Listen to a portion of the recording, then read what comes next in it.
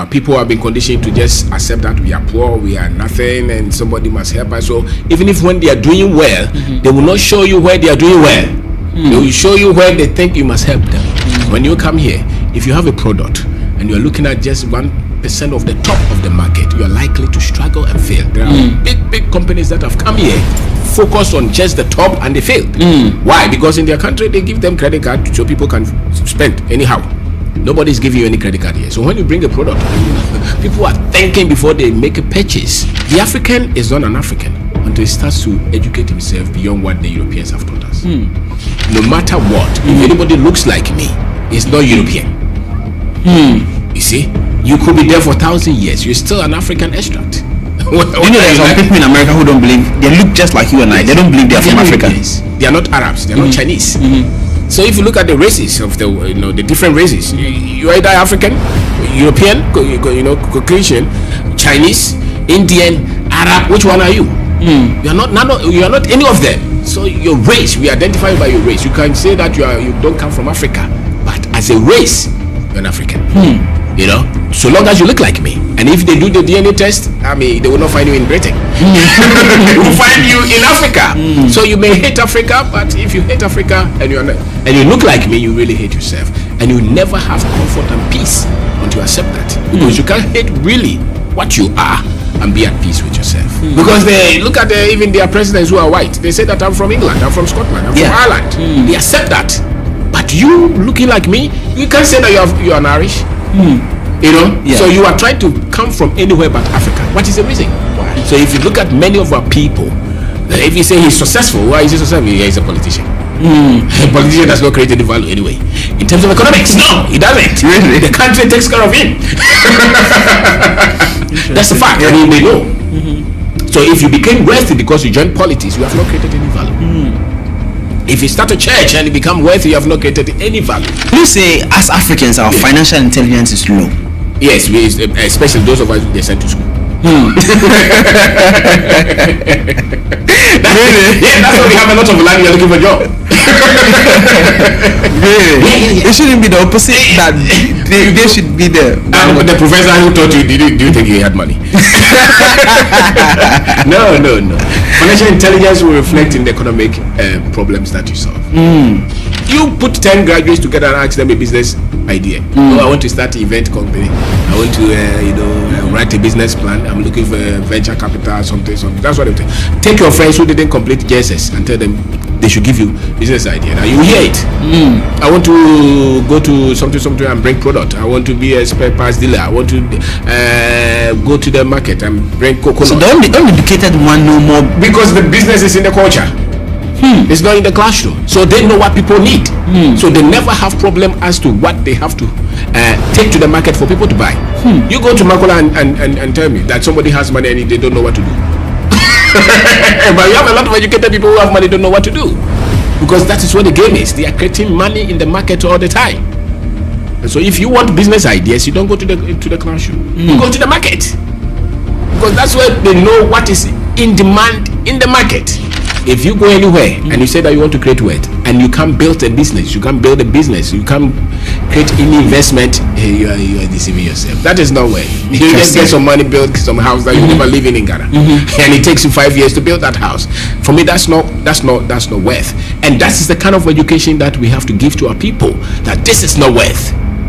It is enlightened. That's right. Our people went there and enslaved themselves. We work all through. He's 60 years now, he can't even stand. All kind of sicknesses. They come home, the next 5 years they are dead. We must attack this. A lot of our people have problems with the way we see ourselves. They could be PhD holders, they work in top banks or organizations around the globe, but they doubt themselves. And you can see that with the way they describe their people. They use negativity. Our leaders are corrupt. Our people are not trustworthy. Africa is poor. And they think they are speaking reality. No. They are just speaking what they have been put, what has been put in them. So the history will pay that. The history beyond what the white man came to lie to you. So it's not a blame. You must be a student of history. That's why all great minds, they are students of history. If you don't know your history, you are not educated. No.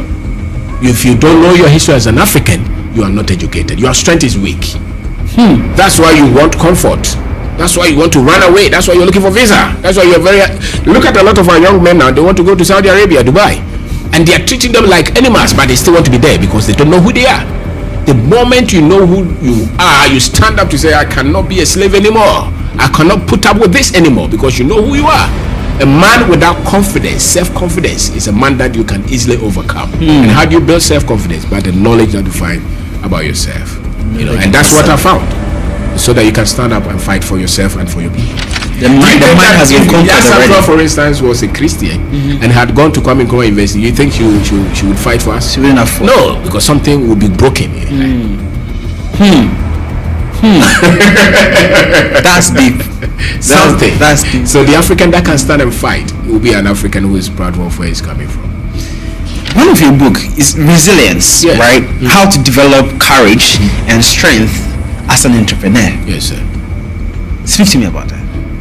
The only way you will win is you don't stop fighting.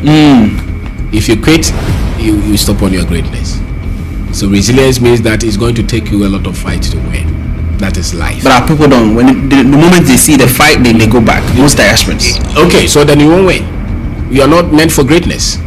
There's no greatness without you fighting. Hello guys, and welcome back again to another amazing episode. And you guys already know this is the Diaspora Transition episode, where we have dialogue with people who transitioned living on the continent. But today is a bit different. We do have here, I call him a professor, Benfo, someone who is very knowledgeable. He goes by the name Kwabena Obendanko. Listen, he has done so much here in Ghana, teaching entrepreneurship, teaching how to change your mindset. He's written so many books, about 9 different types of books that would help the youth change how they think of themselves and how to actually make it while here being here in Ghana. You don't have to run away to America before you become successful. So he's actually said a lot. So without further ado, Kwabena Obendanko, welcome on the show. Evod, thank you very much. Glad to be here. And I watched the episode with Denta, and I felt, I'm like, listen, my audience need this blessing too. And that's when I deep dive and saw what you have going on. You did a lot. You've spoken about, it's on radio station, empowering the youth, and I think it's a sacrifice you're doing for Ghanaians and humanity. I appreciate you for that. Thank you. Today is about the diasporans. We've had a lot of diasporans who relocated. Some are Ghanaians. They lived here for some time, went abroad, and came back home to live here. Some were successful. Some had to also go back crying because they failed. And it's all because of their mindset that they brought home. So I want us to dive deep into that. But let's say people are watching, they know who you are. Briefly, humbly introduce yourself to people watching. All right. Thank you for being for giving me an invitation. My name is Kwabena Obendanko, Ghanaian. I'm an Asante man. I schooled in Ghana. What a gay. I did engineering from Kwame Nkrumah University. I went somewhere to do masters in engineering as well. I live here with my wife. We are entrepreneurs. We have multiple shops in the malls. We make fashion products, and we are developers. We build apartments, rent them. I've had a lot of businesses running projects, from electrical projects to agricultural projects, over the last 15 years or so. And I write books as well, based on my experiences, the things that I've discovered. I'm in the process of me finding myself.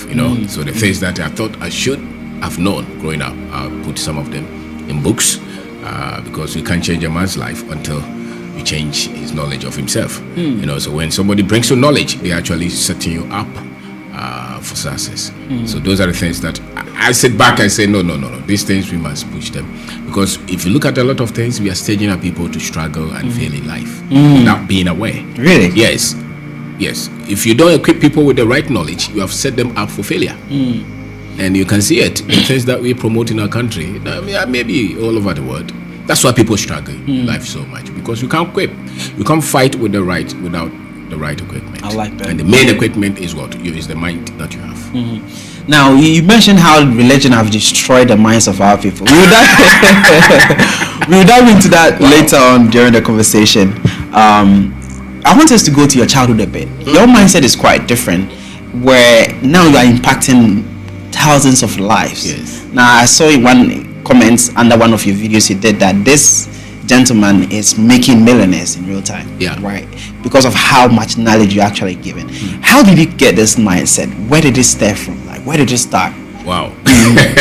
So my mother gave birth. She was not that old. She was young. She lives in America. My father was not that young, old as well.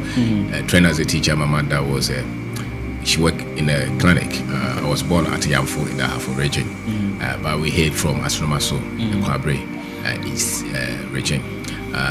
So I grew up in the house of my grandfather, Dujemfi. He was a rich man. He built his house. He had 2 wives, as I saw it, and he had a Bedford. A Bedford car. Okay. And he had cocoa farm, orange farm, goat, sheep.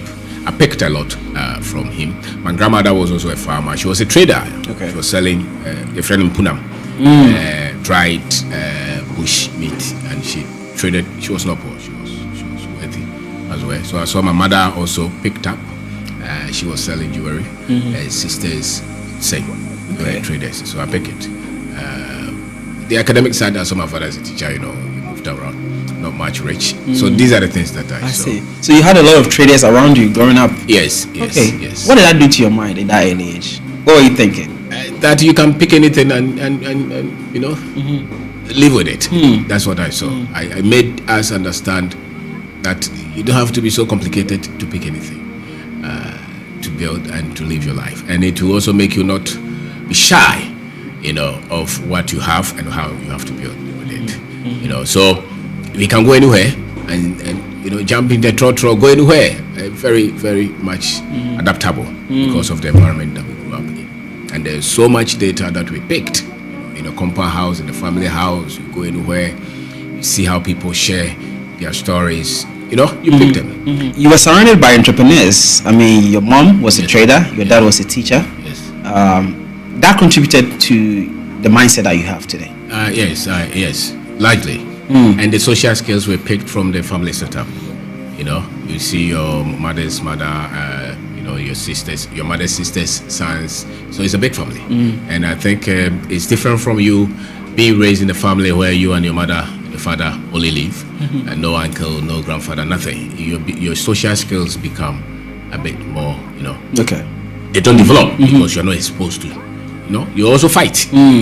People disagree with you. So those days, actually, you come as you grow, you come with it, and you also become very much resilient in the way you handle life. So because that's what you deal with. You go to fetch water from the river. Those things built us up. So I think I love it. If you look at what the knowledge we have now and how we put those things in perspective, the advantages that we have had now. So from there, I went to Pokwari School. I read mathematics, physics, and chemistry. I was a very good student there. So from there, I went to Kwame Nkrumah University, did engineering, and I went somewhere, did postgraduate engineering. And we came to Ghana, and my wife and I, just go through the. So, how did your first business start for you?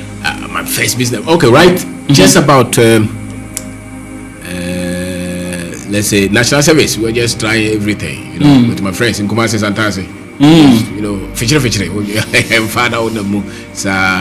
And then when we came, we tried so many things. Taxi, all kind of things. Some of them would drop, and then we started a company that was in projects for semi-government agencies, things like that. So agriculture projects, construction projects, we built market, electrical projects. All kind of things. But then I saw that area, if you really want to grow, it's not good if you want to hold yourself with some moral standards. So, and you don't really have control. You eventually have to beg people to give you work, and you have to chase it, borrow. Really? So it was no good. And so, and we started a fashion line with my wife. So she manages everything. Okay. And we've been able to build multiple shops out of it, and we make a lot of them ourselves. So we have workshops, and then the experiences that we had from the projects that we did for others, we use that to build our own property development company. So we have our own unit, apartment in Accra, in Kumasi, which we did not use loans, which we did not use investors or partners. It's our own discipline, and managerial skills that we have done up to this stage, and we're still going anyway. I love it. You made mention that you are building for the bottom, not for the up. Yes. How do you make that happen? I mean, how's your ROIs in that spectrum? Yes, because then a developer will say, okay, why will you build for? How can you get your money back? Yes. Whatnot. We are building. Okay, so some of our apartment 2-bedroom, 3-bedroom, maybe 3,500 cities. So it's not so much the person who is paying 100 Ghana cities, but we are not charging in dollars to say that okay, my apartment 2-bedroom is $5,000 a month, kind of. Then if I talk the top, I'm talking of the ones that are charging through the roof, big dollar. That majority of us can never afford. But what we have, husband and a wife can pull 2,000, 3,000 together and rent. And so that's our focus. And beyond the money, I think that we are providing something that is a bit maybe affordable, I think, or nicer, And when we finish, we use basically 18 months to build many of us, 12 units, 8 units, and by the time you're done, it's already full. And it's when somebody moves out within a month, he's gone. Why? Because there's a need for that kind of market. So it's not so much at the bottom, and it's not so much at the top. It's in between. And I think it's the biggest share of the market. I like that. A lot of diasporans. I mean, my platform is full of diasporans where they've worked in the US, UK. They've accumulated some wealth and now want to come back home and do businesses. I've had so many people who came back here and failed. Right, and I saw an interview with Dental where you exposed why that is. Yes.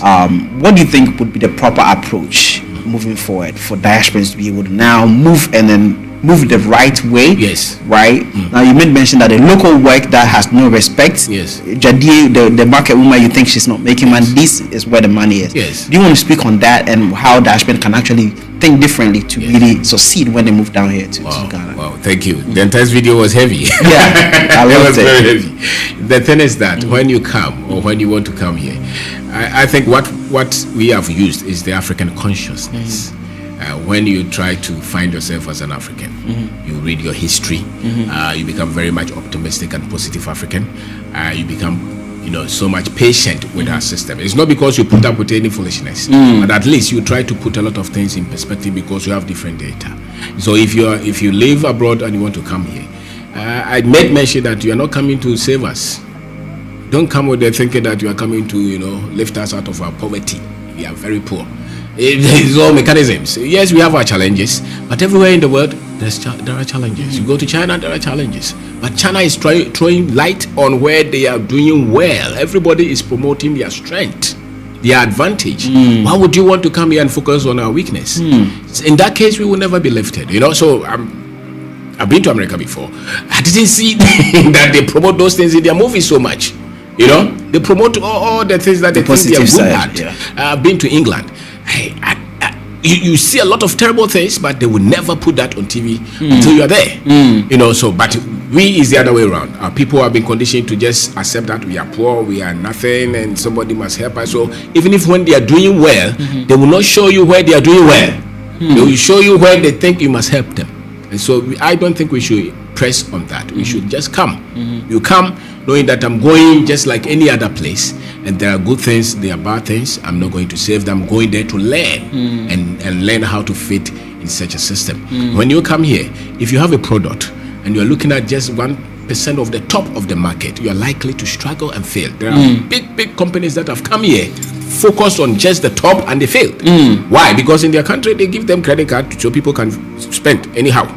Nobody's giving you any credit card here. So when you bring a product and people are thinking before they make a purchase, never forget that. So when you bring a product, we buy on price. That is something that should always inform you. Yes, there are few who will just be talking about quality, but listen, when it comes to the final decision making point, they look at the cost. So produce something that fits, sell something that fits, and that fits their pocket as well. And when you focus on such businesses, you do well. There are a lot of people who are doing so much well in just short-term farming. Some people are focusing on cassava, maize, even vegetables, and they do it with the little that they have. You want to come to Ghana to farm. You have never done any farming in Ghana, or you have gone for 300 hectares with somebody's money, loan, or maybe you sold your house. You have never operated a tractor before. You don't even know how to handle a tractor operator or mechanic, and you have gone for such a huge. You don't even have a market. No, come try 1 acre, 2 acres. Understand how the market is, how you are even going to handle the workforce. And then as you evolve, you add on to the capacity. I think that is the best approach. So many of us, our approach to grow or to come back and fit in is just to grow organically. Start it from somewhere. There are humble beginnings. Even if you have a lot of money, test the model. After all, is that not what is done in the factories? Yeah. You test the model, it works before you mass produce it. But you want to come and mass produce before you even test it. You will fail. And so failure is actually something that you design, and success is something that you also design. So it depends on how much depth, how much exposure, how much understanding you have in the culture. You must always design for the culture that you are marketing or you're targeting. The psyche of the people, how they buy, the technology level, their finance level, how they do things. It must fit that. If you don't, you will fail. Interesting. So multinationals will come and struggle. That's why if you look at the other ones who grew up here, even though when the economy is tough, they shake a little, but they still have not fizzled out. Why? Because they really have something that the other people who came with just money really don't have. So you see it. So it's not really about the money. No, it's about knowing what to do in this environment. It's Okay. key. Because a lot of them are raising the money from here anyway. They raise the money from the same economy that we are saying that is difficult. Why? Because they are selling at the price point that majority of the people can afford. Interesting. A lot of people blame Ghana, say, "Oh, this is why I failed. It's not my fault. It's Ghana." Is there any truth in that? If it's true, then why has everybody not failed? If Ghana is responsible for your failure, then everybody should fail. No, Ghana has difficulties. We will not say. Of course, if a country inherited structures that they didn't develop themselves, that were hang on their neck, our laws, even our education, our religion, even the things that the way you even think. If the Europeans had never come here, a lot of things we would do them differently. So it's a mix of a lot of, So you really have to sit down and see what really fixed this Ghana. Look at the laws in Ghana, for instance. Go to your court setting. You really think that is the law that Africa is really will have to grow up with? These are European laws. These are European laws that we probably have to have just maybe 3% of them. Not everything. The ones that really work here, we must have. But as it stands, we just copy the same thing, hang it on the neck of a lot of our people. Go to a lot of our chief places. They handle more cases than the courts. Really? How many chief, palaces, or if you want to, how many of them don't we have? Millions or thousands. They are all handling all kind of issues. How many courts do you have? So they handle more cases without a lot of, that's how it's supposed to be, right? I think that we must. A lot of the cases must be handled. Why do we view our things to be inferior as black people? It's the people we came in contact with and how they really train us to see ourselves. So now I can't man myself. Why are you speaking English? There's a problem. Because if you're Chinese, probably we will not speak English. But we this is a reality. We have to battle with such things because of what happened. And so somebody came to say that in order for me to educate you, I must give you a different language. We have accepted it. In order for me to educate you, you must wear suit and tie. You must even take a different name and probably even see God as me. So I've never seen a picture of Jesus who is a black Jesus hanging in my churches. When you go anywhere, the Jesus must be Europeans. People say that it's not important. It is important. What does that do to us? It breaks the way you see yourself subconsciously. Because if the God that I worship is not like me, and somebody comes who looks like that God, let's face it, that person can easily subdue me. Because we all, you can't go to God in arrogance, isn't it? You go to God in humility. The same. So that's why when many of us meet these other people who look like this God, we already, we look humble. We look like we have. That's why we go to them for help anyway. Because they look like the God that we are praying to for help. Somebody really work on that. Interesting. And so until the African has been able to work on that, your sense of image, you always put yourself down. And that's why it's very easy for people to put everything that we have down. To a strategy. When you hear Africa is poor, it's not today that they've been saying it. It's over the last 500 years. Wow. Your leaders are dishonest. It's not today. It was a welfare mechanism that they use. Interesting. Because if the people believe in their leader, then you will not be able to fight and overcome them. But if I'm behind him, that's it. The leader, then I can easily break you. Interesting. So don't trust your leader. Don't respect him. Say that is dishonest, and it's very easy for us to say that, isn't it? Yeah. We say it all the time, everywhere. A lot of diasporans say the reason they are not moving back is because of bad leadership, and they've been saying this for the last. You see, God knows because how they are also victims of the same thing. Interesting. Because the same Africa that they promote to us, the same Africa that they promoted to them. Ask them generally, what was the definition? What was the Africa they saw before they even came here? It was more like 99% negative. So I don't expect them to come to say that you have good leadership anyway. Until that African who lives outside is somebody who has given himself different kind of education beyond what the norm that they see on their TV and they are taught in their books. A typical African American, Jamaican will have that kind of concern that your people are corrupt and they have never been here. Where did they hear that? Brainwashed. That's it. So it's the same data they push it. So everywhere in the world that you go, any poor person on the street who sleep on the street even thinks that he's richer than you. Yeah. Who has you have your own home in Ghana, and he thinks that you're coming to. I remember there was a time I was somewhere in Europe and I was asking this guy that where is the bus coming from? He said, I don't have any bags on me. He was thinking I was going to ask him. I was asking for money. Money. Said, Okay. You don't have money.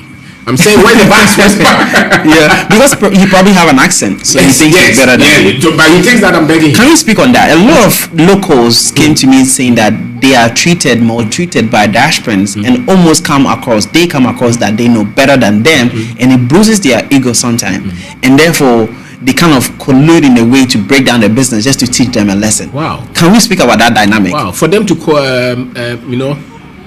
people like agree and collapse somebody's business is wrong. It's wrong. And I also see that anybody who has lived in the white hegemony, the white man's culture, will battle with the idea of not looking down upon us. That one is a daily battle that you see it. Even the very honest amongst them will be beaten somewhere. In a way, if you really pay attention, you see that they're just trying to say that their culture and the way they look at life is better than the way we look at life. It's not because it's the reality. It's because of how they've been taught, and how they've been the things that they have shown about us to them. So if they connive to steal, I think it's wrong. But they also come with a lot of burden. Yeah, the other people are people from other cultures, because they always raise that culture as the standard. I don't think it's the standard. I think it's a different approach. Just like you and I, you have different way of doing things. Does that mean you're better than me? I wouldn't say so. We have different ways of looking at things. So if you are African who was taken away, whether it's today or thousands of or hundreds of years back, when you come, know that you are coming with that mindset. Yes, it's subconsciously it beats you. It eats you. I mean, I have friends who, I will not say anything, but I know that this guy is just trying to say that I can help you. I can give you money. I have better way of, and especially standard quality. Sometimes it's not because we don't know the quality, but sometimes you look at the market that you are targeting. The market determines. This is what the people are comfortable with. There was a document that I read some time ago. There was this bank who their target, their customers were very average people, but they went for a lot of money to upgrade the banking hall, so that at least they were trying to say that they had upgraded, and they saw that their customers were not coming, so they had to spend a lot of money to also reduce the standard, and that's the point that their customers started to interesting come. So you have to really keep in mind who you are serving and what they are comfortable with. But many of our families, when they come, I have cousins, my own family people. When they come, they think that they know better than those of us who live here. And I say that no, you don't know better than we live here. We know something that you don't know. That's why you've been able to survive here. So when you come with some little humility. Even if you want to suggest, we have a lot of argument with, especially. I think that there are Ghanaians who were born to Ghanaian parents outside, and there are those who were born here. Less than 15 years they go, and there are those who maybe completed university or after 15 years and they went. I see difference in their character. Interesting. Can you give me some few I examples? think those who were born there to Ghanaian parents who have never been, very few are very much optimistic about us. But when they come, they're able to adapt and appreciate what is here. Those who were born here and moved 15 years, when they come, they are very much negative. I don't know why. You can't do this in America. Yes, they're very much negative, and they look down really upon us, and they really don't want to identify with us. I think those who were 15 years educated who went, they would want to come back because they understood some things here. They may be negative, but it's moderate. But the ones who went before 15 and went to school, educated, I think something happened in their training there. So there's a bit of challenge. I've met some of them. Interesting. And when they are talking, I say that no. This is I don't think you need a lot of re-education. And I see that a lot of them don't even have any sense of African history at all. Really? At all. They don't know themselves. They don't read any history. It's just 1957, Kwame Nkrumah and Portuguese and Mina, that's all. But they will quote the Greeks. They will quote, Shakespeare, they will quote Plato. That's right, all those people. But when they are talking, you see that they don't quote anything from us. The African is not an African until he starts to educate himself beyond what the Europeans have taught us. Why did you come back after educating yourself in Europe? Did I come back? I didn't go anywhere. I think you've been to America. Yes, that was when I was in school. My parents lived there. My parents are Americans actually. Yes, they've been trying to get us out of here. I said, no, we have a vision. We have to live here and and realize that vision. Interesting. I schooled in Ireland for postgraduate, and my wife was in England, so I visited. But no. I think that you really have to live a life that you have some level of purpose, identity, focus. You feel more purposeful when you are in Ghana. Absolutely, and free. And free. Yes, and free and accepted. And I see that there is no limit to what I can achieve in my own country. We have our own difficulties, but if I have that different shift, I can achieve so much. And I think what we have done here, I never see myself as somebody who, I'm not a diaspora, no? I'm a pure Ghanaian. Right, I just went somewhere a few months and I came back. So I wouldn't want to say that I know different culture. The reason why I said that is a typical Ghanaian getting an opportunity to step a foot in America wouldn't like to come to Ghana. Wouldn't like to come back. There's so many people who would comment down my video saying that this Ghana, what am I coming to do here? I would never step my foot here. I have my 9-to-5 job. I'm working in America. Why do I have to come to Ghana? I don't need anything from here. The mindset, and these are local Ghanaians who traveled abroad. The mindset is so shifted in a way that they don't see Ghana to be a place to be. And then I'm saying that because you had opportunity to be in this country, but you decided to come back. I've traveled so many places, but what do you think? Our youths. It matters what you know, what you have read. I've read a lot of books. I've studied. I've really, not just the formal education, but books. I've self-educated myself. So I've learned, I've read, I have different data. The average Ghanaian probably does not even open. If he completes university, doesn't open any book at all. If he's opening a book, he's going to write another exam for promotion. Interesting. No, but I've read to live, and so the kind of information that I have is not the one that will make me live somewhere and say that they are prosperous. I know a lot about finance, about business, about creativity. I have engineering degree. I've lived with family. I saw what they could do. My mother built house before she moved out of here. No. And Dash parents that have decided not to come, but what are they missing that, if you don't mind sharing? It's the same identity. It's the same information. They really live in a country that there's one thing to be free, especially financial freedom. If you live there and you're ambitious and you want to be free, if you quit your job today, or if they sack you, for how long would you be able, if you say you are rich there without salary? 2 months.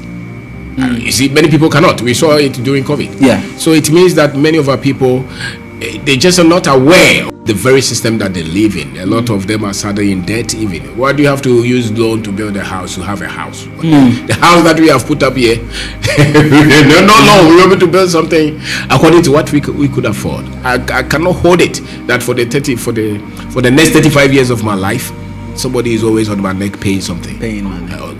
No, so we built. So that kind of life, I really appreciate it. And thank God that Nkrumah did not have that kind of thinking.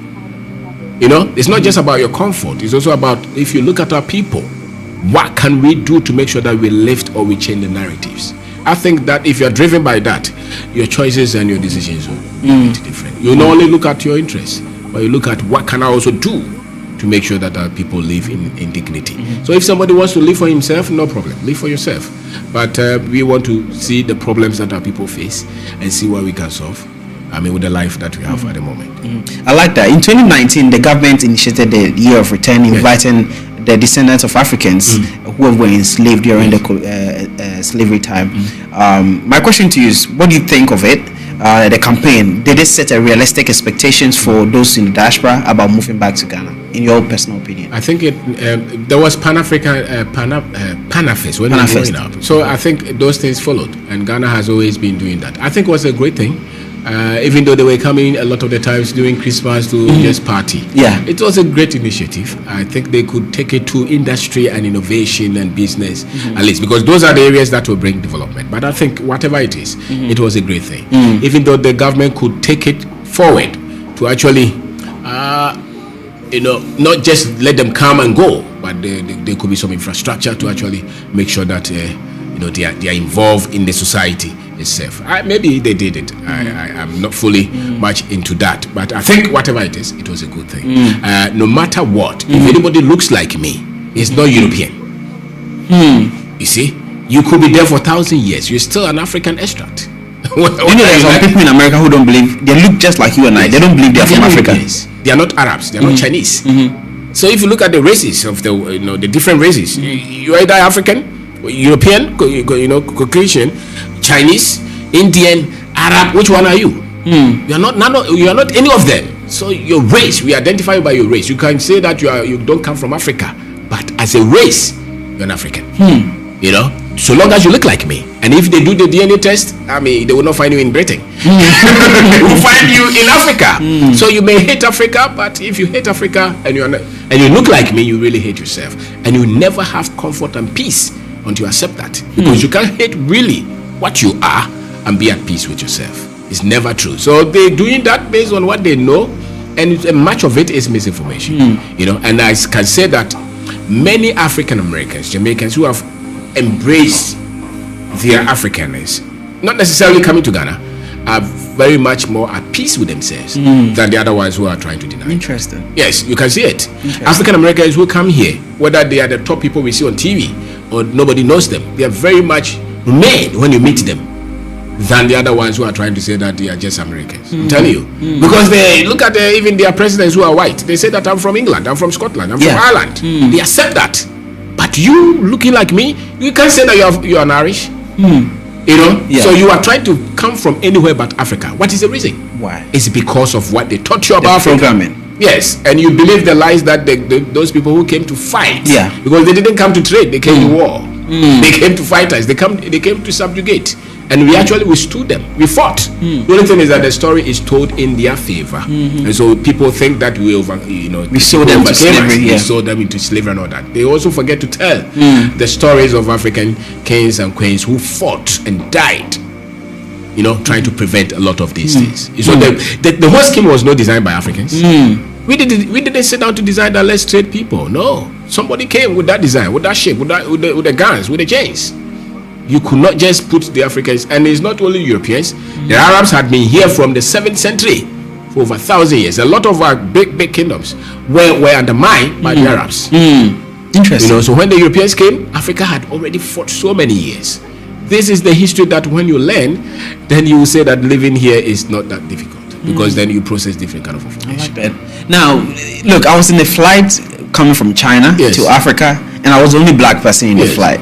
I went to Zanzibar. The whole airport, I was the only black people there. Now, the whole country is full of Caucasians. Now, when I looked around, everybody owning business didn't look like me. Those who looked like me were the waiters and whatnot. Now, this is coming of programming where we don't want to even go to places like Africa anymore, and they would leave it to Europeans. And now the land is bought up by Europeans. If you look at even our own countries as Ghana, the Lebanese businesses are thriving compared to Ghanaian businesses, some of them. Why do you think that is? I mean, obviously the programming, but why why are we not awake to understand that we have to begin to make this necessary shift in our minds? So if you look at my grandmother, Amamosia, she's about 85 years. She didn't go to school, European school or anything like that. She never thought of going to school, or she never thought of going to look for work so that somebody will employ. The kind of school that we've been given, anybody who goes to primary says JSS, SSS, when do you finish? You are looking for somebody to hold your hand and give you a job. So it's from degree or your certificate, CV, salary, position, that's it. And that is what has made a lot of our people not see business as the way out. As a matter of fact, if a people want to conquer, they must be in business. Majority must be in industry, agriculture, construction, finance. So the people we have sent to school, if the school is just preparing them to go and look for job, our wealth will be in the hands of foreigners. Because the foreigners know that for you to hold wealth, you must have business, you must employ labor, you must have other hands working for you. That's how you create wealth. You ask a lot of our people, they think in salary, and salary is that only you, your two legs, you work, they pay you monthly. How can you create wealth like that? You can't create wealth. So you can give a people an education that will make them very comfortable with a letter. I still think that they're very intelligent, whilst others are still in their wealth. So it's the kind of education that we have about business, wealth creation, finance. That is what is creating that. Now, the generation that did not go through that, the religion and this kind of education, understood wealth. That's why my grandfather, Jujemfi, understood wealth. You know why? Because that kind of miseducation he didn't have. So we must focus on ownership than salary and jobs. Now, the people who will fight this are the people who have been given that kind of education. Oh, I'm okay with my wife, my children. We live in New York. We have a good life. We have mortgage. That's a very little life based on the wealth that we have here. If you look at our oil, who is drilling them? If you look at our mining companies, who are mining them?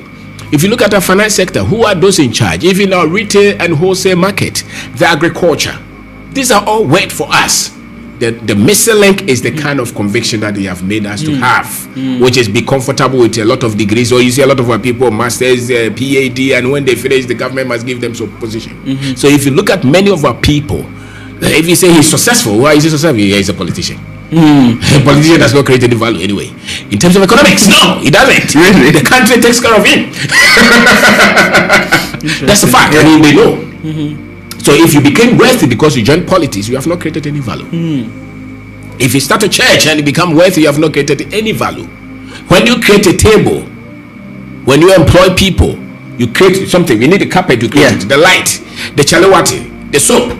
You are the ones that must control wealth, because then you are helping us to build wealth based on productivity. But when people have money because they join politics or government contract, that is not wealth. You know, so if you cite examples of many of our people that we see as prominent, and you look at the source of their wealth, you take two things. Sometimes it's politics, and the other one is what? It's religion. And for me, that is not really wealth, because those areas cannot lift many of our people up. Interesting. No. And it's not because he went there, now he has farms. No. Where did he get the capital? Many people didn't try anything until they got those monies from there. I think the youth must look at those things critically. So those who inspire me per se are not the government contractor. They're not the politician. It's not the church owner. It's the guy who started from his village, letter with no help, and who's been able to build an industry that's employ 500,000 people. Those are my inspirations, because for me that is the wealth that many of us can relate with, or can relate to. And if the youth is looking for example, those are the people that should inspire you. They should look to. No, I don't think that we throw a lot of light on musicians and footballers. So long as we pay attention to that, we continue to import from China. Most of world billionaires are all manufacturers. Yes. They go to areas where there's no civilization, and they start from scratch, produce stuff. But on the other hand, our people come in and they see cockroaches and they don't want to live in apartments anymore. They see bad roads, they don't want to live. We are built to consume rather than to create. Yes. And part of it is the miseducation. The Africans all around the world, it's not only in Ghana or Nigeria. Everywhere, the data that we have is responsible for how we see ourselves. Interesting. So when the people have been built well, they now want to be self-sufficient. So they want to create. If the people are creating their critical needs, it means that now the people have been trained well. Would you say, as Africans, our financial intelligence is low? Yes, especially those of us they sent to school. That's why we have a lot of land. We're looking for a job. Really? Yeah. It shouldn't be the opposite. That they should be the. The professor who taught you, do you think he had money? No. Financial intelligence will reflect in the economic problems that you solve. So if you're carrying your certificate and looking for a job, you're not part of the game at all. Because the wealth that Africa has, if you look the landmass, the opportunities that we have around us, if the financial intelligence is intact, you will not be looking for visa. You will not even be looking for, where do I get capital to start? It's the capacity that you need, it's not the capital. The mental capacity, the social capacity, your ability to connect and convince somebody to buy what you have, the idea that you have. Take a product and sweat until the product starts to make money. That capacity is what many of our people lack, and it's because of the school. The school takes that from you. You put 10 graduates together and ask them a business idea. I want to start an event company.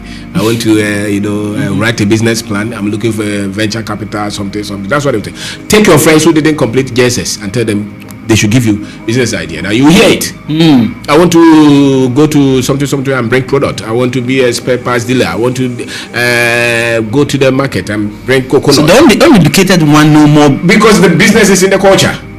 It's not in the classroom, so they know what people need. So they never have problem as to what they have to take to the market for people to buy. You go to Makola and tell me that somebody has money and they don't know what to do. But you have a lot of educated people who have money, don't know what to do, because that is what the game is. They are creating money in the market all the time. And so if you want business ideas, you don't go to the classroom. You go to the market, because that's where they know what is in demand in the market. And they don't teach that in the classroom, because the school is not designed to create wealth. It's designed to let you speak English like we are doing now. We speak English and then we go and cry that somebody should give us a job. No, it's the base, it's the culture, it's the market, it's the open space that is created to create wealth. Interesting. Wow. I know a market woman. I met her daughter actually, and she's taking care of a child in Europe, paying plenty of dollars. Yes. And I'm like, how does she do that? And she's like, my mom make over $100,000 a year just by selling, I think, okra or what's that. Yes. Yeah. And that's where come and they're still working remotely because we don't understand where the money is. Education is business sense. It's your ability to understand how to invest money. Those are the things that create wealth. It's never in degrees. All your friends who have all these degrees, do they have money? No. I mean, the C students are the one employing the Asians. Yes, absolutely, because they are solving the problems that make money for them. So with my education, I would be wrong to think that because I have this kind of education I should be rich. I think it means that I don't understand numbers. Because anybody who is wealthy, if you pay 100 people every month, are you poor? No. So if you want to be rich, just find a way to pay people. Interesting. You pay 1, 2, 3. It don't go pays how many people every month? A lot. That's it. That's why he's rich. The poor man does not pay anybody. That's why he's poor. Because his money is working for him. That's right. Money must be working for you. People must be working for you. Systems must be working for you if you want to. You cannot work all your time and think that you'll be worth. Very few can have that kind of worth. Financial freedom. How do one acquire financial freedom? You must be intentional about it. That I don't want to live on salary after a while. Somebody should not pay me monthly money before I can pay my children's school fees. So it's a mechanism that I put in place. So I'm working now. Even if I'm employed, I will discipline myself. I'm paid 2,000, but I have it in mind that the next 15 years, even if I'm going to be employed, I will still work. Said that something else should be working for me, so that if they take that salary, my children will not have to beg to eat. I don't have to go for credit to eat. I don't have to steal to eat. And that's the way you achieve financial freedom, which means that when the people are getting money to buy, let's say, a car, because you are targeting financial freedom, you are not looking at car. People are rushing to build their houses. No, you are looking at building machine that will make you money. So for instance, if you own, let's say, a coconut farm, 100 acres, which many of our people can afford over time. If you just discipline yourself, because access to land, all of us, we have come from places, eastern, western, north, Volta. There are lands there that you can easily acquire 50-acre land. and say that I want to plan this. And you can easily be financially free if you focus. But people want to make money and buy a car, build a house, buy a nice phone. That's why many of our people depend on salary. And it's a global issue actually. But you can always achieve. Because financial freedom purely means that you don't need somebody to pay you to live. Yeah. And you don't have to reduce your standard of living. Someone was able to raise $15,000 here in Ghana. Yes. Use that for documentation to go abroad. What do you think about that? A lot of our people are infatuated with abroad, we love to go to America. Yeah. And many of our people. And it's the standard. Even if you look at the best of our minds, they're going to go to American universities, isn't it? Yes, it's just something that we are so much obsessed. Maybe it's too much movie, and the people who also went, what they came to portray. But they didn't tell us the truth. They didn't tell us. As a matter of fact, the first time I went to America, I saw my aunties and my parents. I asked them, so is this what you've been doing all these years? Hey, they were washing the dishes. Tried. Yes, you have tried to go through this all these years. So it's a tough life. It's a tough life. It's not just that simple. Very few are living a life that they are so much proud of. Many are just working and they save something and they bring it here. So if you have $15,000 and you are intelligent, I would rather want to go to America rich in Ghana than poor. I would not rush here to go to America when I need money or I need something to eat. I would want to build something here and travel as a wealthy man, go and sleep in maybe a nice hotel if I have to go, and move around. Somebody who is rich, it's far better option, which means that I will sweat here and build that wealth. And you can see a lot of our great people who have built wealth here because that 15,000 they didn't use it for visa. Yeah. They started. That's right. They built something. They built a business with it. They started some farms, some investment. They sweated. People will screw them up. People will steal from them. They will want to give up, but they didn't. And now they are in their 60s, their 50s. They are wealthy. Those people go to these countries. They come the next 2 weeks. Why? Because they have paid their dues. You want to go and work. If you go anywhere and you say that you want to create wealth and you can't build a business, you can't create any investment, you are deceiving yourself. That is not wealth. You just get some money, build some house that you never live in Ghana, and it takes you 5 years to build that house. For me, that's not wealth. And that is the kind of education that we have to give to our people. That this is not wealth.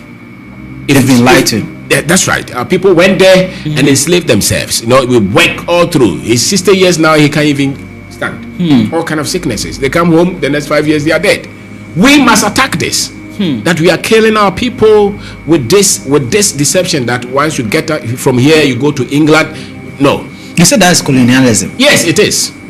Because why would make you put up with this kind of life if you go to a lot of these places, especially those who you're just doing something menial, and yet you have houses in your hometown, even not those that you built, those that your families built, but you're still putting up with this life because you so believe that where you are, even though you live in a very single room, small one, you're still better than when you were here living in a better place. Somebody brought his children here. He lives in England, and when they came, they went to their place, Mampong. So the children said, Father, so you have all this here. Why are we doing? Why are we in England in that small space? He said he couldn't answer. He said that we don't want to go back. Well, there was so much space here, but he's still squeezing himself with the children in a small place in England. Why? Because we believe there is better. The deception of the pound, the deception of the dollar, and it's eating the minds of our people. And it's a war. We really need to free the minds of our people as Africans so that they can see themselves that wherever that they are, if they have the right information, they can build wealth, and they don't have to be servants. If you go anywhere in the world, look at the statistics. What are the jobs that our people do? We should take this as a burden. It's not just the money that they bring. Somebody said that the diaspora bring 5 billion, and so what? It doesn't only take money to build a nation. It takes people. I told somebody the other time, said that he said, "Oh, I was bringing money to my children." I said, "You can't raise your children in Ghana. You stay abroad." I said, "You bring money. That is not enough. They need direction, they need comfort." And so the average parent with little money, being present, will have better children than the other one who traveled and the children are here all by themselves. Interesting. Yes, with whatever money, even if they have. Why? Because when you come home, your father is there. Did you do the assignment? Have you gone anywhere? If you have bad friends, they will correct you. But this boy comes home, nobody is there. It's just the grandparent. If the boy is not so much disciplined, you lose him. And many parents lose their children like that. Why? Because they thought that it is only money that you need to raise your children. I think it's far beyond money. I like that. Yes, it's far beyond money. What do one begin to do to self-enrich themselves? Or even one of the books you wrote, self-investment. Yes. How do one start? You must love knowledge. The human mind is designed to work with knowledge. As a matter of fact, they say that freedom comes from knowledge. And in the good book, it says that my people are perished for lack of knowledge. So wherever you see people perishing, it's not a demon. It's ignorance. So Africa is perishing because of lack of knowledge. That's the knowledge of who we are. And that's what I put myself through. I started to learn our history and not colonization. The history beyond what the white man told us. Is it available? It's available. Now you have a lot of great African teachers. Their videos are on YouTube. Their books are all around. Just read one or two. You see that there are so many things that... Because you cannot repair the mind of the African until you give them proper history. Say that So again. you cannot repair the mind of the African until you give them proper history beyond slavery and colonization. Because a lot of our people have problems with the way we see ourselves. They could be PhD holders, they work in top banks or organizations around the globe, but they doubt themselves. And you can see that with the way they describe their people. They use negativity. Our leaders are corrupt. Our people are not trustworthy. Africa is poor. And they think they are speaking reality. No. They are just speaking what they have been put, what has been put in them. So the history will repair that. The history beyond what the white man came to lie to you, you know, and they have lied to all. They have done some good things around the world, but they have also done very terrible things. And much of it is the way they have conditioned the Africans to see themselves. And so my friends who have gone to school, when you are talking, they argue. No, you can't continue to blame the Africans. I said, how can you understand? How can you solve something that you don't understand? Study it. That's why when you go to the doctor will ask you. You say you have this sickness. What happened? Where did you sleep? What did you eat? What is it trying to do? It's not trying to blame you, but it's trying to see where the problem is. That's what happened, where the problem is coming from. But they don't want us to think where the problem is coming from, because when you go there, they have to defend their masters, and so they will fight you. So your friends who think that the white man is far more intelligent than us will always fight for them, than side with us to say that no, there are things that we need to correct. So it's not a blame. You must be a student of history. That's why all great minds, they are students of history. If you don't know your history, you are not educated. No. If you don't know your history as an African, you are not educated. Your strength is weak. That's why you want comfort. That's why you want to run away. That's why you're looking for visa. That's why you're look at a lot of our young men now. They want to go to Saudi Arabia, Dubai, and they are treating them like animals, but they still want to be there because they don't know who they are. The moment you know who you are, you stand up to say, I cannot be a slave anymore. I cannot put up with this anymore, because you know who you are. A man without confidence, self-confidence, is a man that you can easily overcome. And how do you build self-confidence? By the knowledge that you find about yourself. You know, and that's what I found, so that you can stand up and fight for yourself and for your people. And if I look around, everybody who is standing for themselves knows something. They know something about where they come from. For instance, if your grandfather is the Otumfo and somebody told you that you are nothing, the day you found out that my grandfather is Otumfo Pokuare, listen, when you change everywhere, you see yourself differently. Before you thought you were nothing. And that's why everybody must know where they come from. You must take and find it, because that is where your greatness will come from. Your greatness is not coming from the fruit. People tell us that we should learn coding and IT and AI is good, but if you don't know who you are, it doesn't matter what talent you have. Who were we before slavery? We were people. Look at the Ghana Empire, for instance. It ran for, let's say, 1,000 years with millions of people. Do you think that the people will live and manage their head, their family, their food, everything, go to war, and not know anything until the white man came to teach you how to read and write? No.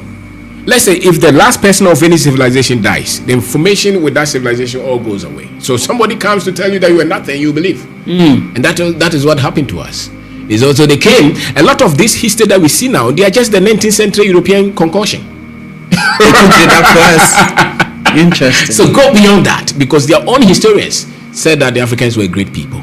There would never be mathematics, chemistry, physics, biology, technology, architecture without the Africans. Go and study it. Nobody should teach you this.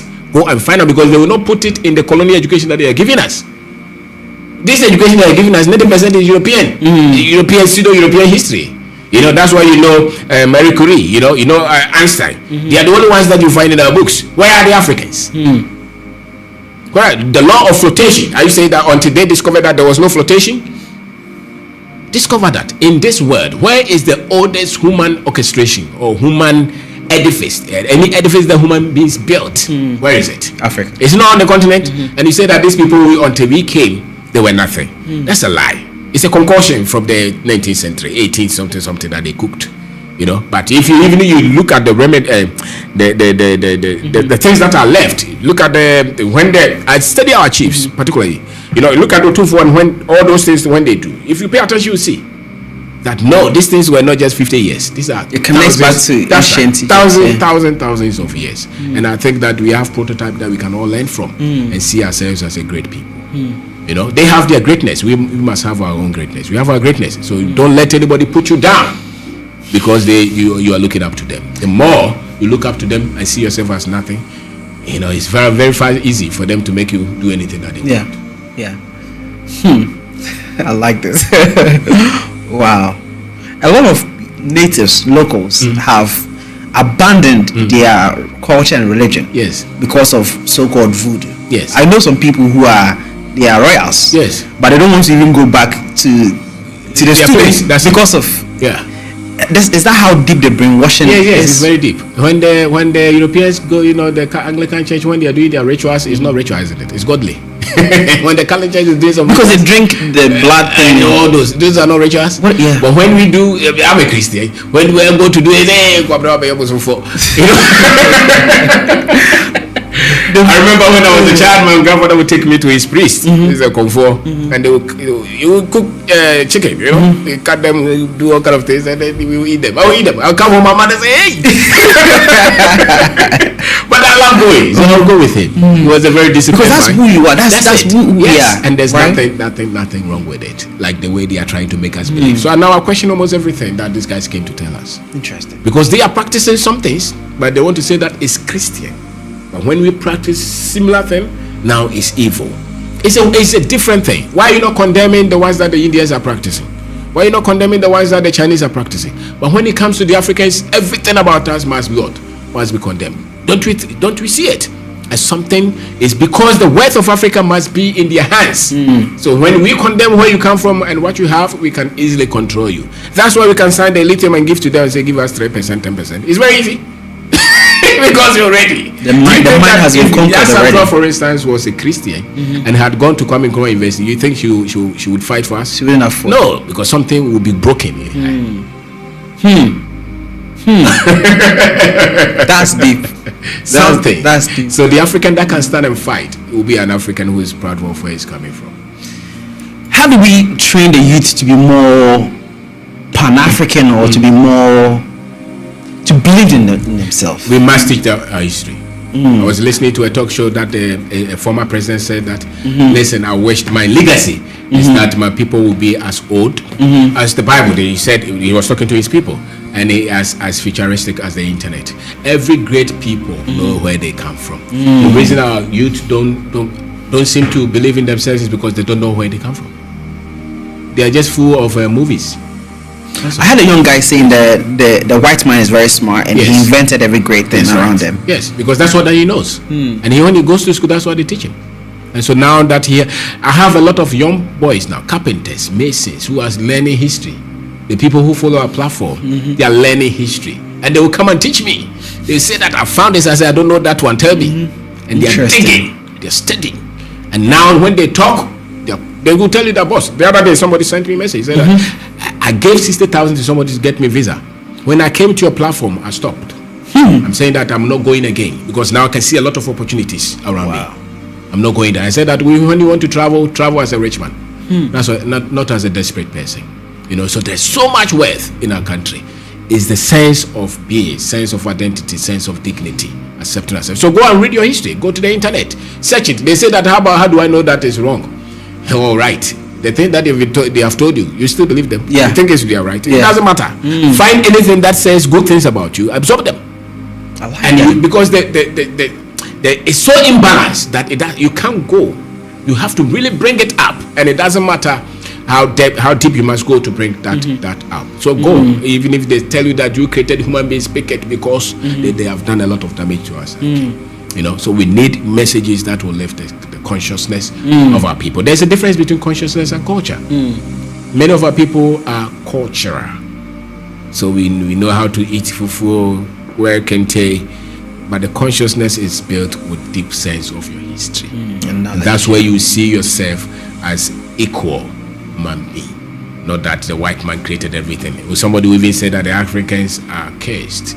The Africans don't have any sense. It's because of the data you have of yourself. When the world was going through transition, the Africans were still being, fought. If you look at a lot of the creations we have now, they are no more than 200 years. Yet the partition of Africa, 1885, 84, where was Africa?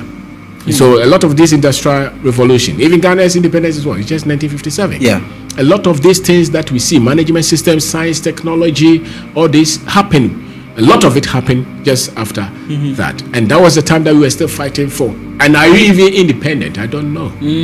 When you go through our street and you don't see any road sign that we wrote, no Ghanaian language is under any road sign. And it's so obvious that we have languages that are dominant here, and we're still debating. And yet, when you speak in English, you are not reaching more than 20% of our people. You go to the villages and speak English and see. Even Accra, how many people understand the proper English? So the language is there, and you cannot open the minds of the people you speak in a language that they cannot connect with. The language that they cut their cord with, you are not teaching them in that language. You are teaching them something. I spoke to an entrepreneur, and he's like, I'm very frustrated. Why? Because he wanted to hire some folks for his business, and they all have master's degree or whatever, and no more degree, and they come to his office and there's no substance up there. Why? Because you are teaching this person in English. In English, they don't understand them European achievement, and they come all that you think you are saying that he's very good because he was able to write the definition, what is matter, and they gave him. Does that make him intelligent? I think the development of a human mind is a critical thinking, it's creative thinking. It's quantum thinking, and yet you did not add these tools to them. The development of the mind of the people, the creation is in the mind. So if the mind is not developed, people can't think for themselves, and so it's not just the degree. As a matter of fact, this is our degree that we don't even find ourselves in. There's no African science in the degrees that they give us. So already the person is lost. So how can a person who is already lost think? No, it's only when they start to find themselves that they can think, and then they can question a lot of their anomalies. So I really believe in the intelligence of the African who has found himself. All the other Africans, I know that they can easily be enslaved and controlled. Yes, and controlled. If Kwame Nkrumah is to even come back to life right now and look at where Ghana is, do you think he's going to be proud? No, I think that Nkrumah was so deep, he was so much studious, and he will not be proud of what we have, especially with the kind of Africans that we are saying. We are now that when you put visa there, we want to go. A lot of our young men now want to go through the desert and go to it. Now even the current thing is that they go through Brazil, trying to get to America. And they are being killed. The other day somebody told me that a police officer working here went through that and she died. Interesting. It's dangerous. You are working as a policewoman in Ghana. It's not that bad for you to pack your things, and they go with money. So it's not money is not a challenge. Maybe they are going with $5,000, $10,000. It's not a challenge. How many Americans have $5,000, $10,000 cash? It's credit card. You see, and they have this, and they still say that they are poor. No, something has happened to their mind. It's not lack of money. They don't know who they are. They don't value themselves. They don't believe in themselves. They believe in their hallucination.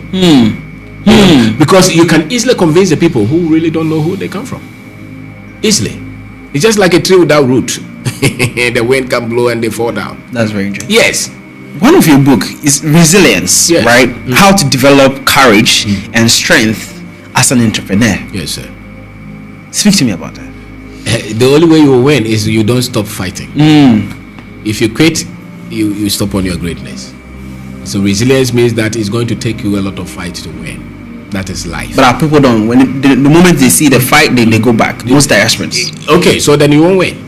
You are not meant for greatness. There's no greatness without you fighting. It's just a simple premise. Any great dream that you have got to fight. And that's why you have to be strong. And resilience actually means that you're connecting with the very essence within you. I call it the God within you, the one that is speaking to you to say that this is what I want you to do. And so if you're meant to bring this enlightenment to your people, then nothing should stop you. So it goes beyond money. If you are the one to build this industry, if you are the one to bring this freedom, if you are the one to bring this awareness, if you don't do it, who else will do it? And so if you have that conviction, then nothing should stop you. And that's why everybody who succeeds in anything, they have overcome a lot of battles. If you cannot overcome battles, it doesn't matter your intelligence. so going through this battle is a sign that you're on the way to success. That's right. It's not the ones that your foolishness created. You went to steal somebody's money, they put you in jail. That's not the one. But you are building something, and all kind of things are coming at you. You stay. Everything that you're building, something you came in and you were saying you are going to build a business in Ghana. You started and the boys stole your money. The government came and they said that you have done it. You meet a lot of difficulties. If you don't give up, every trial is building your muscle. It gets to a point that you are no more afraid. You just like you trying to lift a load, or those of you who go to gym. The first time you go, they give you something you can't. But as you keep going, you start to lift. Some measure of load you'll be able to lift. Why? Because now you have built capacity. The same with life, especially building wealth, building business, building anything significant. You are going to exercise until you get to a point that you can lift it and hold it up. And that's why you need that toughness of mind. What is the African advantage? The African advantage is in business everywhere. That's why Auntie Akwele is selling cocoa. She's built a house with it. Kwesi Mensah is selling coconut. He's doing well. The African advantage is not in salary. It's not in a job. It's not the various areas that we can provide economic solutions to our people. And it's very easy to start a business in Ghana than anywhere that you know. Really? It's not the business that you are saying I'm going to do this funding. I'm talking of you just getting up and selling some wache or some indomie along the street. That is very easy. And we think that those are not businesses. But if you meet them or you get close to them, the kind of sales that they make every day, you'll be shocked. And that's why economy is actually. Some people say that, we should go into industry. Listen, if you can't sell a product and you go to produce it, you fold up. Interesting. So don't rush into production. Do you have sales channels?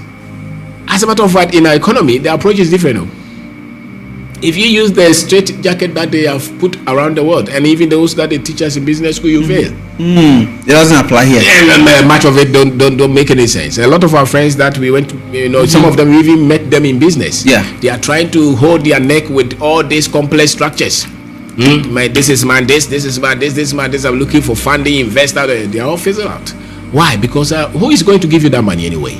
You go to bank, how much is the interest? So you really have to discipline yourself, be so much frugal, and focus on lean structures that work effectively. Because the other ones who are telling you to have all this template, they have money. Their city, their dollar is not being devalued by the city. Here is different. So here, if you are not paying attention, you will easily fail. And so the advantage is in very, very simple businesses. And as a matter of fact, why start complex business if you're not skilled? Start with the little that you have. Build up.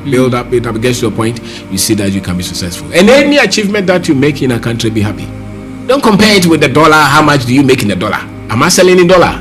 You are doing so well. Your business is doing 100,000, $1 million a year. And you say that when I convert to dollar, why are you converting to dollar? It's in city. And I think that if I'm making $1 million cedi, it's just like somebody in America making $1 million. Don't convert it. So if you have $1 billion Ghana here, you're a billionaire. Don't say I'm a billionaire in dollar. Do they? Why are the Americans converting in pound? If you compare their dollar in pound, then a lot of them will not be billionaires and millionaires. Why do they not even convert it to higher currencies than the dollar? Interesting. You see? So keep your. A lot of Ghanaians are millionaires, but they don't know. Yes, because they are trying to compare it to the dollar. Interesting. And yet, a lot of the things that you buy here is in cedi, and it's very cheap. If you go to buy white, how much is it? It's not 20 cedis. 20 cedis in a dollar is how much here? I don't know. Like maybe almost $1.2. Something like that. How much is white in New York? At least I'm sure $10-$15 they will take you. Or maybe 20. Or even when you want to cut your hair. I mean, I go to the barber, it's 20 cedis or 30 cedis. How much America is is the it? same. You cut your hair in America. It's how much? $30. That's right. So is it the same? Mm-hmm. That's it. So remove the dollar somewhere. Remove it. Maybe when you're doing so-called international trading, then you can go and do that. But at least be happy with what you have, because they can use a lot of complex things to put us down. And so many of our people have done well and are doing well, and they are trying to compare themselves with systems that don't even support, the very results that we are trying to get. So I don't really compare. If you are doing well as a young man in Ghana, you're doing fantastically well. Don't convert it anywhere. You're doing well. If you're able to build a house, don't convert that house in a dollar before you see its value. You're doing well. Just accept that I've been blessed. Do you think we don't understand money itself? I think so. I think so. That's why many of you see the young boys, wicked, they're sitting somewhere drinking. Spending money. Yes, because if you understand money, then you see that your wealth should be in charge. So long as you're pushing, the wealth of the country should be 90% in the hands of the young, in the hands of the Ghanaians. And so if the government understands money, you are not trying to get a lot of investors to come and own everything and your people are just looking for a job. No. We must say that the investment, the dominant investment. That's why I'm very happy to see any Ghanaian in any level, any young man trying to take any space in our economy. And we should not fight them. If anything, we should support them, because they are going through a lot. So we should. If you understand money, we promote your people to be wealthy. You don't fight the few ones that are trying to, take over a lot of things. And that's where we have to push our people, especially those who have gone to school. Enough of the jobs and the certificate. Go and start something. Because if you are training, a time will come that we have a lot of Ghanaians successful everywhere.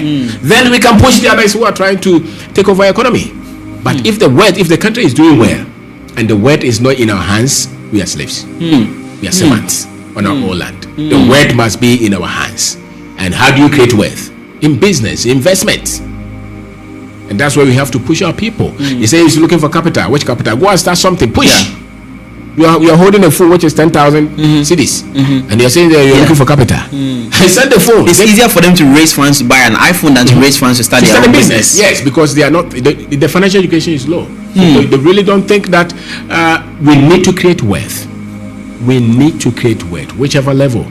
And we need to push our people to see business and investment. We should not be the ones telling to go and look for a job. Because when you have to lift a lot of our people. Why do you think there's unemployment? There's unemployment because there are not enough jobs, isn't it? Yeah. So we must tell our people, listen, we are not going to have a lot of people opening businesses, employing thousands. So the unemployment will go on for a very long time. No government can solve it. They are lying. Yeah. Really? Yes. How many people? The one that they are in charge, how many have they employed? But they can bring this awareness that starts something, and they should leave the people to build. If you are not giving them money, allow them to build. I see that they scrutinize them a lot with GRA and whatnot. It's unnecessary. That is part of the unemployment, because people are afraid to expand. Because the moment you show your face, they are looking for you. It is wrong. We need to reset a lot of things to encourage our people to be very bold and loud to build. I'm afraid that Ghana will soon be for foreigners, because everybody else sees the advantages and opportunities here except ourselves. That's right. And that's why you and I, we have to make sure that we change that. Because somebody did that job, and we can also do a different job. And it's a matter of us coming in contact with the right information. We may think that they are not listening. They are. The work that we do, even our books. Yeah. If I tell you how many boys are just buying these books and reading, somebody will tell you that I can't read a lot no matter I want to buy. Our seminars, they come there every time. They come. They're always full. They follow us. They look for information, because our people are looking for what works. And I think that much of the information that they have thrown at us really don't make sense. That's why we're struggling. Because if the people know what works, and it's all by design. Yes, it's all by design. That's why he completed university. He doesn't know what to do. If you really went for knowledge, why would you not know what to do? That's a very good question. Yes, if you really went for knowledge, then you will not wait for somebody to help you. Once you are waiting for help, you don't know. If you know, you get up and do something. It means that when you finish that college, put that thing down and go and learn something different. I saw on Twitter that someone's school certificate was used to serve Kelewele. Because he doesn't need it anymore. So our people have so much confidence in book and certificate. I don't. I think I believe in what you can do with what you know. And we have to tell our people you can start anywhere. Give us an actionable plan for people watching. they have $10,000. Yes. What business do they go into? How do they start? Do you really need 10,000 to start anything? Let me say they have it. For mostly the diasporans, they might be privileged enough to raise funds like $10,000. Okay. Now, I have in my comments, people are saying, I have $15,000. What can I do in Ghana? If this is for the diasporans, we'll go to the Ghanaians very soon. If you have $15,000 and you don't know what to do, it's amazing. I mean, they don't know the terrain. What 15,000? It's not really about me having money, because I've seen people with millions who have come to fail. it's not your 10,000. You will fail easily. I think it's knowing what to do. So look for. We talk about it. Look for very basic areas. You know, there's a woman around the area who's choba. Yeah, and there are cars parked there every time. Well, do you think that the parents will come and open choba? No, they want restaurant. Yeah. They want something that looks like from where they come from. That's it. So don't come with those thinking. I really don't think you should come with a lot of those things, because you spend a lot of money, waste a lot of money. If I want to start a business now and I don't have any money, even if it's in front of my house that I have to put water there and start to sell, I will do that. Water. Where's water? Pure water. If people buy 1, 2, 3, 4, you start to see, because you get feedback from them. It's water that you put there, but tomorrow they're asking for, please, do you have this? Do you have this? Before you see it, they are telling you what to do. So many times, if you don't know what to do at all, just start with anything and be ready to learn along the way anyway. People are saying feasibility studies and all that. Maybe if you book long people, and that will make sure that you never start. Yes. So what they'll like have enough data about the business before going to it. They'll be doing that for 2 years, 3 years. You know, but I think that if an idea comes to you, just start it and be willing to fail. Don't be afraid to fall and even hit pain, but you're building your strength. If you don't know what to do, if you're down, then what do? You start back up. That's right. So I think that it's not so special which industry, but look at the community where you are and just do something just everybody else is trying to do. Let's say if it's a provision shop, when I come here, I just drop somewhere and bought some water. Yeah. It's a provision shop. Do you need a lot of whatever data to start a provision shop? Just start something. It will start from something, and out of it, a lot will evolve. If you are learning and you're ambitious. If you're learning and ambitious, that's not business. That business is just about starting something and getting, because you're going to learn how to work with these people, how to deal with state agencies, how to handle your money, where to source your product. All those skills at a small business level or a big business level is the same skill set that you need. The difference is in the systems that you build. Interesting. So it's not, you don't have to be special. Anything that you see around you, even if it's Brony Wawu, the hand clothes that you want to sell. So my friend Jab, he says Brony Wawu. The other day he called me, said that listen, I want to buy a house, just go and help me to decide. You know the price of the house? $250,000. And then what does he do? Says second-hand clothes. So it's not special idea, it's the need. So look at the need that is around you and do something. I like that. You wrote a book, Perspective, How to Develop the Mindset to Start and Build Your Business. Speak to me about this book. That's my first book I wrote 2016. 2016. And it's a book that I wrote after I had gone through so many challenges trying to, put the degree somewhere and build something. So it talks about my background as somebody, from, my grandparents, my parents, and then going to school to read engineering and saying that I want to build a business. All the things that I didn't know, all the things that I knew, and the difficulties and the realities, the shift of mind, who you really have to become for the business to work. Because until you become it, the business will never work. So the psyche, the boxer who wins does not think like the guy on the street. So you must become it in your mind before. You must think in a particular way. The mindset is what is responsible for the success. So all that you go through, you are evolving to get to a stage where your mindset is at that stage where it can win. Then you can win. Until you get there, you can win. The military officer or the soldier you are taking to the war will only win because he thinks as somebody who's going to win. You see the lion doesn't think like losing. He goes to, he goes after it because he knows that this is what I'm made to. But you are very weak and you say you want to win in a business. It doesn't work like that. So you must become it, and then that's the mindset that you. I like that. We're almost at the end of the conversation. I've learned so much, and I'm sure the audience have learned a lot too. Your last book, ultimate opportunity. Yes. And entrepreneur's booklet. Yes. Yes. It's for the entrepreneur. How to encourage yourself and to be honest, to be straightforward. As a matter of fact, if you're not honest, don't go into business. Really? Especially if you're. A lot of Ghanaians are dishonest in their business. Not a lot. Based on some experience, is that hurting our businesses? Being dishonest. If you are dishonest, nobody comes to you again, and nobody wants to be cheated anyway. So you are far more.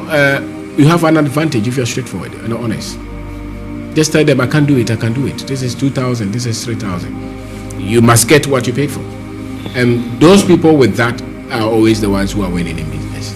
The other ones, they are always the ones struggling until they have a conduit to that continues to see for them. So long as where they are stealing from is still in existence, you may think that they are doing well until that one is cut. And many times when they fall, they can't lift themselves up again. But the ones with character, because the foundation of whatever you are building is your character. And if your character is straightforward, no matter what happens, you will stay. So I believe in you being straightforward, fighting. If you get it wrong, accept it and say that I was wrong, I can't meet it. But you just have to be. Your word should be your bond, and your honesty is really an advantage. It's your best advantage because of referrals. People yes. So you just have to be straightforward. If you deal with me, if I can't do it, I can't do it. I don't need that kind of money that I've stolen. Your money, I don't need to steal your money to have money. I can have something small. So that's my philosophy, and I think that if you work with it, here living will be very much easy for you because you're straightforward and people can count on you. There are so many people who would want to give us money to work with that we say no. I see. Because so your character will always attract. So people are looking for capital. It's not capital. Can you be trusted? You need use somebody that people can trust, because if they can trust you, then they can bring everybody. People have resources. So somebody just called me the other day. He said that, listen, boss, you said that character is everything in your business, and I'm using that. This supplier, she gives me product. It's not even due the time, and I'll go to pay her back. So every time she's giving me product, and many people can use suppliers' credit if you're honest. Yes, so you must have character. You must be truthful. As a matter of fact, your honesty is capital. So your honesty is capital. Yes, your honesty is capital. People can give you product just because they can trust you that your check will clear. Or if their product is with you, you will bring them their money. You must have that. If you don't have that and you are down, you can't lift yourself. Don't look at the other ones and say, oh, I know some people who are not honest. Forget about them. Look at yourself. You have nobody to help you. That's why you're struggling anyway. So the only thing you have to work with is to be truthful. So when you do something for somebody, make sure that you are, don't just go and change the invoice. Just make sure everything is, and it's something that you have to be conscious and you have to develop it. People will send you morning devotions and still change invoices. I think don't send any morning devotion to anybody if you're doing that, because the God in you should be truthful. Hypocrisy. That's right. So character is everything, and it helps you. We have people who give us product and go to sleep because they know that we will send them their money. That's it. And you need that. Now, these are several books that he has written, and it's all available on online, right? Links in the description. And I say, there's no way you finish reading all this book and your life will be the same. Something will change, and I'm going to read everything. I'm going to read everything. I've been bench watching every video you've ever done. And I don't have any objection. Every single sentence you said, everything that you said, I agree with you. Wow. Yeah. And it's very unlikely. Thank you. It's very unlikely. So I really hope that the viewers would find out how to get a book and then follow. Right. And also to the diasporan, if you have actionable advices for diasporan who are still interested in coming back home, establishing business here, and really leaving the West behind, what would the actionable advices be? I say that Africa is our duty. It's our responsibility. We are the ones to make sure that our people take charge of our continent. So see it as, before you leave this earth, this African story will be different. We'll be a people of dignity, of hope, of excellence. So come and do your part. Don't just come for your comfort and your pleasure. No. Come to be productive. We don't just need music and dancing. We need our people to farm. We need our people to create businesses, industries. And when you come, give yourself time. At least 10 years before it starts to make sense. Because really that's what you need. There's a certain amount of time that you must put in anything before it starts to work. Yeah, but we come 2 years and we go back. No. You are not qualified. As a matter of fact, any expertise that you see people develop, it takes them more than 10 years. So even in order for you to build a knowledge base, it's not just 1 year. A lot of the things that we know it's not taking us 2 years or 3 months. It's taking us a lot of time to edit, to go through, to re-engineer, so that you think at a certain level, and building anything takes time. So Ghana is no different. It's a different, Africa is a different system, it's a different culture. You must understand the culture. And always remember that the money is in the culture. The money is in the culture. So don't just come to say that I want to superimpose my culture on us. Come and learn the culture. And you see that it's a beautiful culture. Many of our people are honest. Many times it's those in the cities. That's very true. Yeah, go to a lot of our villages and see. They are lovely. They welcome you. They fetch water for you. They say, sleep. Have you eaten? And they have never known you. Let's look at the beauty side of us. The beautiful side of our continent, of our people. Let's be optimistic, because until you're optimistic and positive, creativity will elude you. You must see the possibility in it. Then you can find the solutions. But if you give up already, then that's it. Don't give up on us like that. There's always a way out, and there are so many things that we are doing well. Focus on that. You shouldn't let the politics and the political leadership be the story of Africa. And even that, they are doing well. We try to castigate them and say as if they are it's a mechanism that they are using. Because they are fighting against the. That's it. It's a structure that they are running. You don't have money, but they say every 4 years organize elections. Meanwhile, you need money for your children to go to school. Why? If you don't do that, then Ghana is not democratic, isn't it? So they are forced to use a system. And they use a lot of millions to do that. That could go. Yeah, that is keeping us poor. That's it. So it's a structure that maybe they can't do much about it, but understand us that we are doing something that is so. Do you think the democracy is hurting Africans? Obviously, it's a control mechanism. Everybody must govern with their understanding and their culture. Why do you use the European way of governing themselves? Why must we? China is using a different system and it's working. Why should they change it? They shouldn't. But the Arabs are trying to use something different. Why do we have to practice like Europeans? We have the monarchy system. Yes. So at least blend it, modernize it a bit, but it shouldn't be European. You are in parliament, speaking English, we sit and tie. Where is the solution? So I'm more interested in the dignity of our people. Our people living long and having prosperity, peace, accepting who they are, living with hope. We go around the world, we should be able to chest out and say that I'm a proud African. That kind of Africa is what I'm looking for. And I see that in the next 50 years or so.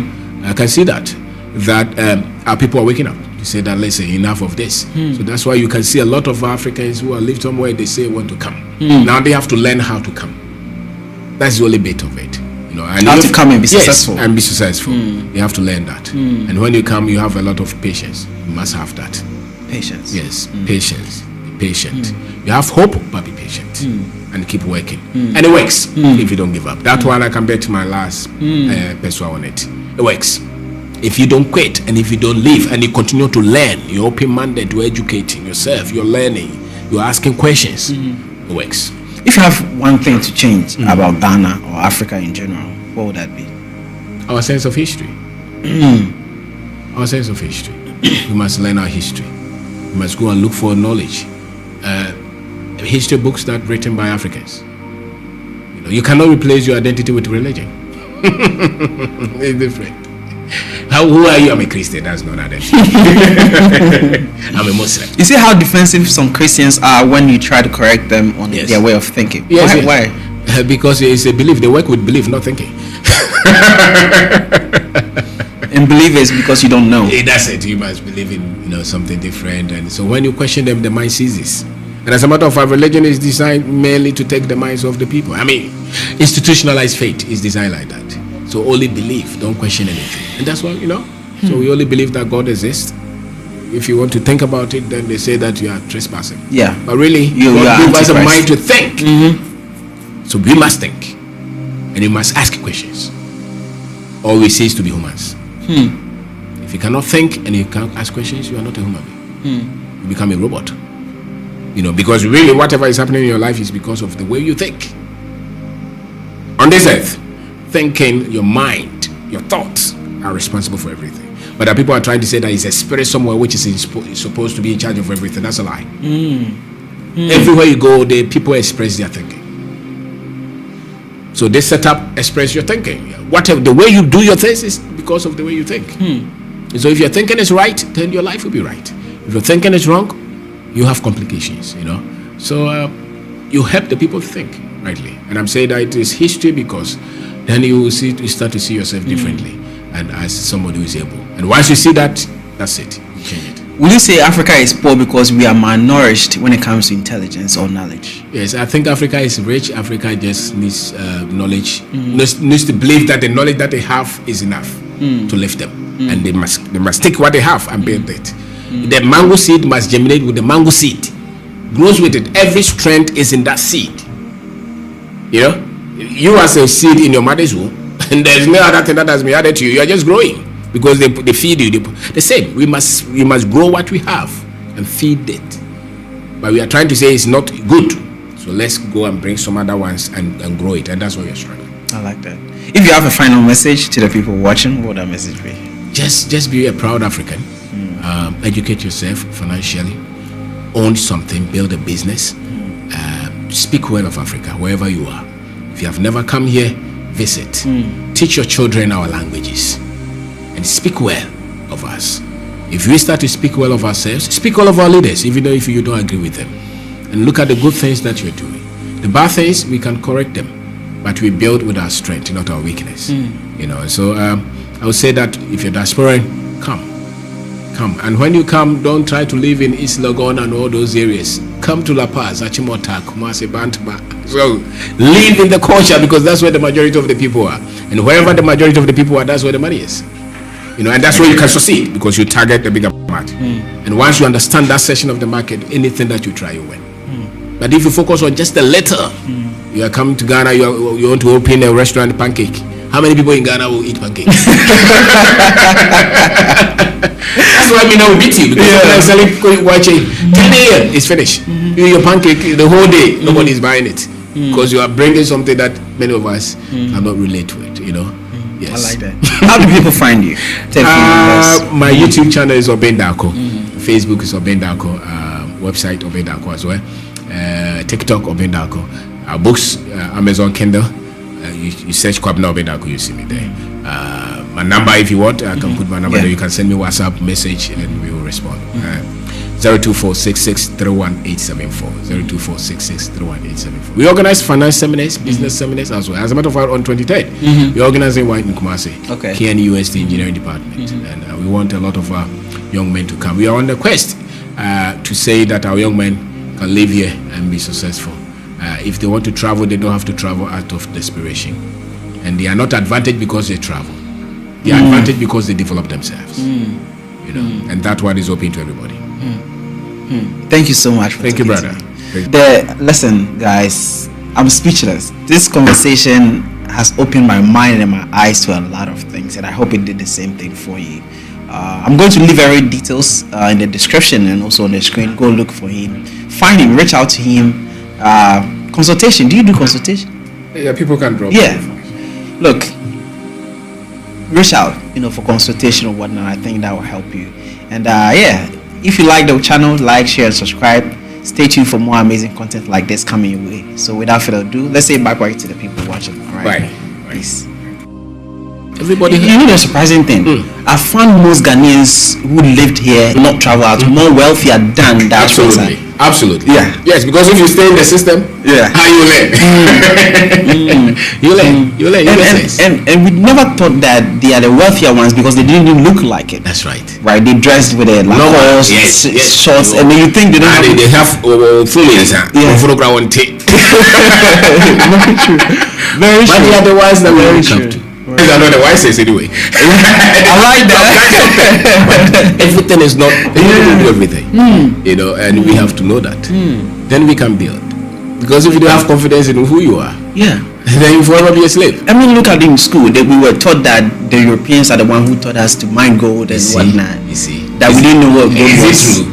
Let's go to history and see. The chiefs, why were they worried? Look at Ghana Empire, ran for at least 1,000 years. You think they were stupid to run about 50 million, 70 million